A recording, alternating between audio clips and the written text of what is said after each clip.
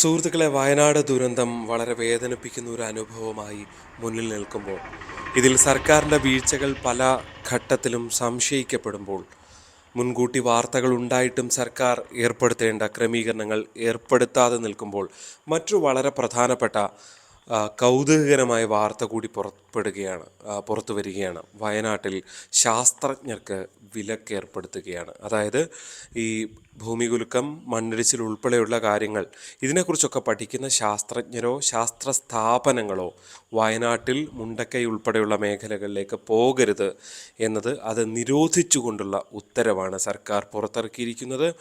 ഏതെങ്കിലും ശാസ്ത്രജ്ഞൻ, ഇപ്പോൾ ഈ സമയത്ത് അവിടെ ദുരിതാശ്വാസ പ്രവർത്തനം നടക്കുന്നതുകൊണ്ടാണ് ഇങ്ങനെ ഒരു വിലക്ക് എന്ന് ആരെങ്കിലും കരുതുന്നുണ്ടെങ്കിൽ അങ്ങനെയല്ല. സംസ്ഥാനത്ത് ഇതിനകമുള്ള ഏതെങ്കിലും പഠന റിപ്പോർട്ട് കയ്യിലുണ്ടെങ്കിൽ അതിനെക്കുറിച്ച് മാധ്യമങ്ങളോട് പ്രതികരിക്കരുത് എന്നുകൂടി പറയുകയാണ് സർക്കാർ. എന്തൊരു ദുരന്തമാണ് യഥാർത്ഥത്തിൽ എന്നുള്ളതാണ് ഉയരുന്ന സംശയം. ഇത് സംബന്ധിച്ച് മലയാളത്തിലെ പ്രധാനപ്പെട്ട എല്ലാ മാധ്യമങ്ങളും റിപ്പോർട്ടുകൾ പുറത്തുവിട്ടിട്ടുണ്ട്. അതിൻ്റെ ഉത്തരവടക്കം പുറത്തുവിട്ടിട്ടുണ്ട്. ആ റിപ്പോർട്ട് നമുക്ക് ആദ്യം കാണാം. സംസ്ഥാനത്തെ ഒരു ശാസ്ത്ര സാങ്കേതിക സ്ഥാപനവും മേപ്പാടി പഞ്ചായത്തിലേക്ക് പഠനത്തിനോ സന്ദർശനത്തിനോ പോകരുതെന്ന് സർക്കാർ നിർദ്ദേശം. ശാസ്ത്രജ്ഞർ മാധ്യമങ്ങളോട് അഭിപ്രായം പങ്കുവയ്ക്കുകയോ മുൻ പഠനങ്ങളുടെ വിവരങ്ങൾ നൽകുകയോ ചെയ്യരുത്.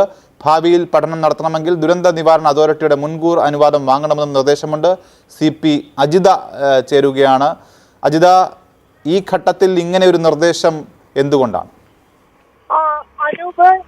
ശാസ്ത്രജ്ഞന്മാർക്ക് ഈ പ്രദേശത്ത് വിലക്ക് ഏർപ്പെടുത്തിക്കൊണ്ടാണ് ഇപ്പോൾ സർക്കാർ തീരുമാനം വന്നിരിക്കുന്നത്. വയനാട്ടിലെ ദുരന്ത മേഖലയിൽ ശാസ്ത്രജ്ഞർ സന്ദർശിക്കേണ്ട കാര്യമില്ല എന്നാണ് ഇതിൽ പറയുന്നത്. സംസ്ഥാനത്തെ ഒരു ശാസ്ത്ര സാങ്കേതിക സ്ഥാപനവും മേപ്പാടി പഞ്ചായത്തിലേക്ക് പഠനത്തിനോ സന്ദർശനത്തിനോ പോകരുത്. അവിടെ ഒരു ദുരന്ത ബാധിത മേഖലയായി സ്ഥലം പ്രഖ്യാപിച്ചിരിക്കുകയാണ്. അതുകൊണ്ട് അവിടെ സന്ദർശിക്കരുത് എന്ന നിർദ്ദേശമാണ് ഇതിൽ പറഞ്ഞിട്ടുള്ളത്.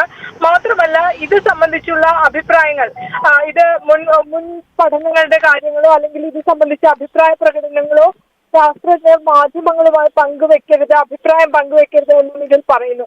മുൻ പഠനങ്ങളുടെ വിവരങ്ങൾ നൽകരുത്. അതുപോലെ തന്നെ ഭാവിയിൽ ഇത്തരത്തിൽ ഇവിടെ പഠനം നടത്താൻ ആരെങ്കിലും ആഗ്രഹിക്കുന്നുണ്ടെങ്കിലും അതിന് മുൻകൂർ അനുമതി വേണമെന്നാണ് ദുരന്ത നിവാരണ അതോറിറ്റിയുടെ മുൻകൂർ അനുമതി വേണമെന്നാണ് ഈ ഉത്തരവിൽ പറയുന്നത്. ദുരന്ത നിവാരണ പ്രിൻസിപ്പൽ സെക്രട്ടറിയാണ് നിർദ്ദേശം ഇറക്കിയിട്ടുള്ളത്.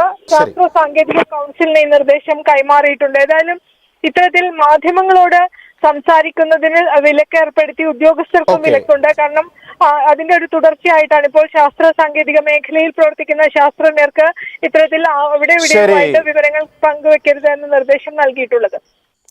യഥാർത്ഥത്തിൽ ഞെട്ടിക്കുന്ന ഒരു റിപ്പോർട്ട് എന്ന് തന്നെ പറയേണ്ടി വരും. എന്തുകൊണ്ടാണ് ഇങ്ങനൊരു റിപ്പോർട്ട് പുറത്തുവിട്ടത് എന്നതിനെ സംബന്ധിച്ച് ഇനിയും പ്രതികരണങ്ങൾ വരാനിരിക്കുന്നതേ ഉള്ളൂ. വൈകുന്നേരത്തോടു കൂടിയാണ് ഇത് സംബന്ധിച്ച ചില വാർത്തകൾ മലയാളത്തിലെ ഏതാണ്ട് എല്ലാ മാധ്യമങ്ങളും പുറത്തുവിടുകയും ചെയ്തിട്ടുള്ളത്. യഥാർത്ഥത്തിൽ ഇതിൽ ഏറ്റവും കൗതുകകരമായിട്ടുള്ളത് സർക്കാർ എന്തൊക്കെയോ ഭയപ്പെടുന്നു എന്നുള്ളത് തന്നെയാണ്. നമ്മൾ ഗാഡ്ഗിൽ കമ്മിറ്റി റിപ്പോർട്ടിനെ കുറിച്ചുള്ള വിശദമായ വീഡിയോയും ഒപ്പം തന്നെ ഈ 30-ാം തീയതി ദുരന്തം, 30-ന് അർദ്ധരാത്രി അവിടെ ദുരന്തമുണ്ടാകുന്നു. അതിൻ്റെ തലേ ദിവസം തന്നെ പ്രധാനപ്പെട്ട മലയാള മാധ്യമങ്ങളെല്ലാം, ടെലിവിഷൻ ചാനലുകളെല്ലാം ഈ മുണ്ടക്കൈ ഉൾപ്പെടുന്ന പ്രദേശങ്ങളിൽ നിന്ന് വലിയ മഴയാണ് അവിടെയുള്ളത്, അവിടെ ദുരന്ത സാധ്യതകളുണ്ട്, അവിടെ ആളുകളെ മാറ്റിപ്പാർപ്പിക്കാൻ ജില്ലാ ഭരണകൂടം നടപടി തുടങ്ങി എന്നൊക്കെ പറയുന്നതുണ്ട്. ഇത് പുറത്തു വന്നു. കേന്ദ്ര ആഭ്യന്തരമന്ത്രി അമിത്ഷാ സംസ്ഥാനം നടപടിയെടുക്കാത്തതുകൊണ്ടാണ് ഈ വലിയ ദുരന്തമുണ്ടായത് എന്ന സംഭവങ്ങൾ പുറത്തു വരുന്നു. ഈ മുണ്ടക്കൈ ഉൾപ്പെടെയുള്ള മേഖലകൾ അത് അത്രയധികം, അതായത് നേരത്തെ ഈ പുത്തുമലയിൽ നേരത്തെ ദുരന്തമുണ്ടായിരുന്നു വയനാട്, അത് ഇതുമായി ചേർന്ന പ്രദേശമാണ്. അന്ന് തന്നെ ഈ മുണ്ടക്കൈ ഉൾപ്പെടെയുള്ള മേഖലകൾ അവിടെ ജനവാസയോഗ്യമല്ല. ചൂരൽമലയുടെ കാര്യമല്ല, മുണ്ടക്കൈ ഉൾപ്പെടെയുള്ള മേഖലകളിൽ ജനവാസയോഗ്യമല്ല എന്ന് റിപ്പോർട്ടുകൾ തയ്യാറാക്കുകയും ചെയ്തു. പിന്നെ അവിടെ എങ്ങനെയാണ് ജനങ്ങൾ അധിവസിച്ചത് എന്നുള്ളതാണ്. ഇനി ജനങ്ങൾ അവിടെ നിന്നും ഒഴിഞ്ഞു മാറിയില്ലെങ്കിൽ തന്നെ ഒരു ദുരന്തമുണ്ടാകുന്നതിന് തൊട്ടു മുമ്പ് അവിടെ നിന്ന് ആളുകളെ എന്തുകൊണ്ട് ഒഴിപ്പിച്ചില്ല എന്ന ചോദ്യങ്ങളെല്ലാം വളരെ പ്രസക്തമായി നിൽക്കുകയാണ്. അതിനിടെയാണ് ഇങ്ങനെ ചില കാര്യങ്ങൾ കൂടി പുറത്തു വരുന്നത്. സർക്കാർ വല്ലാതെ ഭയപ്പെടുകയാണ്, സംസ്ഥാന സർക്കാർ എന്ന് തന്നെ ഇതിൽ നിന്ന് മനസ്സിലാക്കേണ്ടി വരികയാണ്. കാരണം ശാസ്ത്രജ്ഞർ അവർക്ക് വളരെ കൃത്യമായി, സ്വാഭാവികമായി അവർ ഏത് രാഷ്ട്രീയമാണെങ്കിലും അവർ പറയേണ്ടി വരിക ശാസ്ത്രീയമായ വിഷയങ്ങൾ പറയേണ്ടി വരുമ്പോൾ ഈ പ്രദേശത്ത് ഒരു തരത്തിലും ജനവാസയോഗ്യമല്ല ഇവിടെ ഉണ്ടായിട്ടുള്ള ദുരന്തത്തിന് കാരണമെന്ത് എന്നൊക്കെ പഠിച്ച് ഇപ്പോൾ പറയുന്ന ഒരു സാഹചര്യം വന്നാൽ അത് സംസ്ഥാന സർക്കാരിനെ ആകെപ്പാടെ പ്രതിസന്ധിയിലാക്കും എന്നുള്ളതാണ് ഏറ്റവും ശ്രദ്ധേയമായിട്ടുള്ളത്. അത് ഭയന്നുകൊണ്ടാണ് ഇങ്ങനെ ഒരു കടക്ക് പുറത്ത് ശാസ്ത്രജ്ഞരോടും സർക്കാർ പറഞ്ഞിരിക്കുന്നത് എന്ന് വേണം മനസ്സിലാക്കാൻ. പ്രത്യേകിച്ച് നമുക്കറിയാം, മാധ്യമപ്രവർത്തകരോട് കടക്ക് പുറത്ത് പറഞ്ഞിട്ടുള്ളവരാണ് ഈ സർക്കാർ.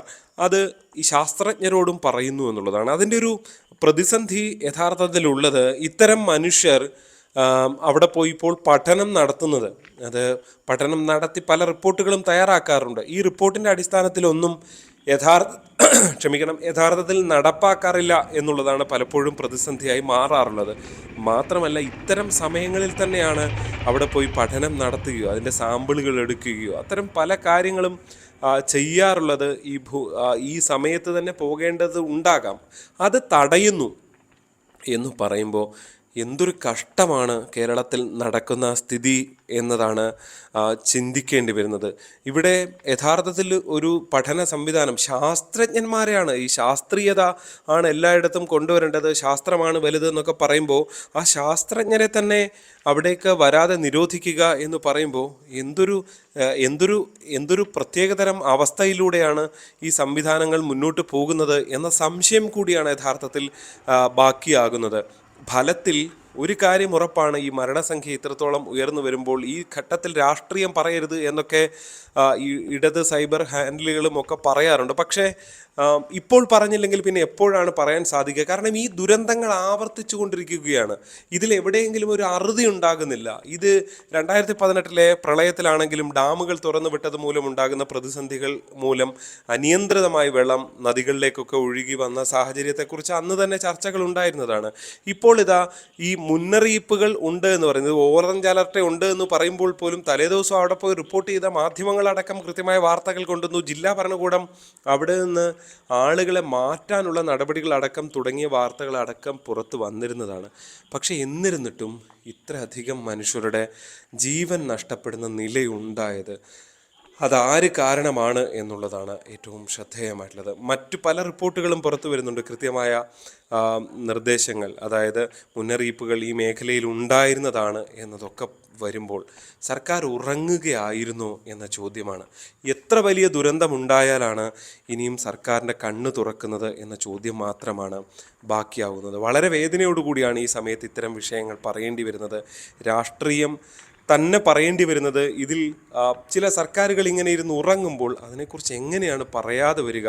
എല്ലാം കൈയടിച്ച് മാത്രം മുന്നോട്ട് പോയാൽ മതിയോ എന്ന ചോദ്യം മാത്രം ബാക്കിയാകുകയാണ്. നിങ്ങളുടെ ഈ വിഷയത്തിലെ അഭിപ്രായം എന്ത് എന്ന് കമൻറ്റുകളായി രേഖപ്പെടുത്തുക. ചാനൽ സബ്സ്ക്രൈബ് ചെയ്തിട്ടില്ലെങ്കിൽ സബ്സ്ക്രൈബ് ചെയ്യണം. ഒപ്പം തന്നെ നോട്ടിഫിക്കേഷൻ ബട്ടൺ ഓൺ ചെയ്യാനും മടിക്കരുത്. തീർച്ചയായും മറ്റു വിഷയവുമായി ഉടൻ കാണാം. നന്ദി.